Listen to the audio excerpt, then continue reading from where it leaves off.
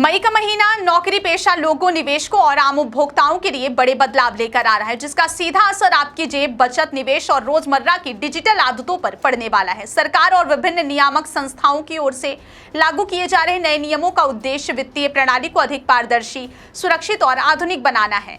खास बात यह है कि इन बदलावों का दायरा सिर्फ एक क्षेत्र तक सीमित नहीं है, बल्कि बैंकिंग, डिजिटल पेमेंट, श्रम कानून, निवेश बाजार, गैस कीमतों और ऑनलाइन गेमिंग तक फैला हुआ है।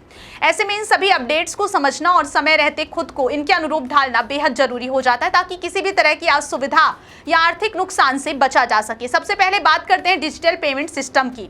तो 1 मई से इसे और अधिक सुरक्षित बनाने के लिए 2 फैक्टर ऑथेंटिकेशन 2FA को पहले से ज्यादा सख्ती से लागू किया जा रहा है। इसका सीधा मतलब यह है कि अब यूपीआई, नेट बैंकिंग या अन्य डिजिटल ट्रांजैक्शन के दौरान यूजर को अतिरिक्त सुरक्षा प्रक्रियाओं से गुजरना होगा, जिसमें OTP, पिन या फिर बायोमेट्रिक वेरिफिकेशन जैसी तकनीकें शामिल होंगी। क्या आपके बोरवेल में बार बार पानी की समस्या हो रही है? 30 किलो के लोकल पाइप दे रहे हैं धोखा, बार बार टूटते हैं और खर्च बढ़ाते हैं? तो अब भरोसा कीजिए न्यूट्रॉन केसिंग पाइप पर। एक्स्ट्रा मजबूत, लंबी उम्र के साथ अब बाजार में मिलने वाले 30 किलो के पाइप को करें बाय बाय और आज ही लगवाएं neutron 40 kg borewell casing pipe.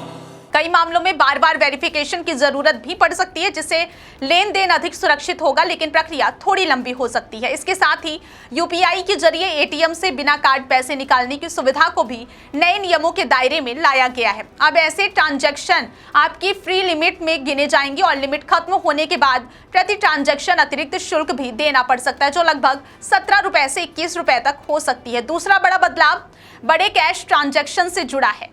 सरकार अब काले धन पर लगाम लगाने के लिए नगद लेन देन की निगरानी को और मजबूत कर रही है। नए नियमों के अनुसार यदि कोई व्यक्ति एक वित्तीय वर्ष में 10 लाख से अधिक का नगद जमा या निकासी करता है, तो उसके लिए पैन कार्ड अनिवार्य कर दिया गया है। पहले यह निगरानी अधिकतर दैनिक आधार पर होती थी, लेकिन अब इसे पूरे साल के ट्रांजैक्शन रिकॉर्ड के आधार पर देखा जाएगा, जिससे वित्तीय पारदर्शिता बढ़ाने की कोशिश की जा रही है। निवेश के क्षेत्र में भी बड़े बदलाव देखने को मिल रहे हैं। म्यूचुअल फंड निवेशकों के लिए पुराने सॉल्यूशन ओरिएंटेड स्कीम्स जैसे रिटायरमेंट और चाइल्ड प्लान को हटाकर अब नए लाइफ साइकिल फंड्स लाए जा रहे हैं। इन फंड्स की खासियत यह है कि ये निवेशकों की उम्र और वित्तीय जरूरतों के अनुसार अपने पोर्टफोलियो को स्वतः समायोजित करेंगे, जिससे निवेश अधिक संतुलित और सुरक्षित माना जा रहा है। इसके अलावा इक्विटी म्यूचुअल फंड्स को अब 35% तक सोना और चांदी की ETF में निवेश की अनुमति दी गई है, जिससे बाजार की अस्थिरता के समय निवेशकों को अतिरिक्त सुरक्षा मिल सके। गोल्ड निवेश के नियमों में भी अहम बदलाव हुआ। SGB पर अब टैक्स छूट केवल उन्हीं निवेशकों को मिलेगी जिन्होंने इसे सीधे सरकार के प्राइमरी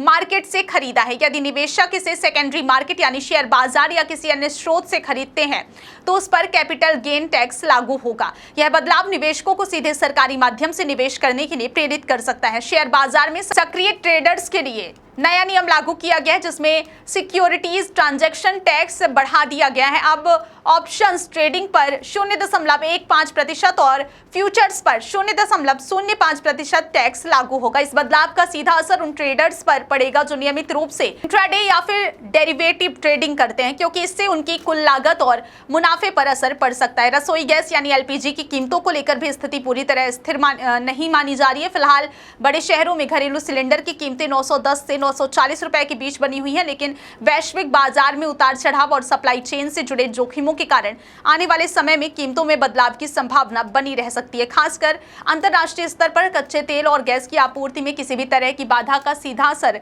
घरेलू बाजार पर पड़ सकता है। अंत में बात करें ऑनलाइन गेमिंग सेक्टर की, तो सरकार ने इसके लिए नया नियामक ढांचा तैयार किया और online gaming authority of India का गठन किया गया। इसके तहत गेमिंग कंपनियों के लिए सर्टिफिकेशन नियमों में बदलाव किया गया है। राहत की बात यह है कि अब गेमिंग सर्टिफिकेट की वैधता को 5 साल से बढ़ाकर 10 साल कर दिया गया, जिससे कंपनियों को बार बार रिन्यूअल की प्रक्रिया से राहत मिलेगी और इंडस्ट्री को स्थिरता मिलने की उम्मीद है। कुल मिलाकर देखा जाए तो 1 मई से लागू होने वाले ये बदलाव न केवल वित्तीय और डिजिटल सिस्टम को प्रभावित करेंगे, बल्कि आम लोगों की दिनचर्या, खर्च करने के तरीके और निवेश की रणनीति को भी बदल सकते हैं। ऐसे में इन नए नियमों की सही जानकारी रखना और उनके अनुसार अपनी योजना बनाना हर नागरिक के लिए जरूरी हो जाता है, ताकि बदलते नियमों के बीच वह खुद को सुरक्षित और अपडेटेड रख सके।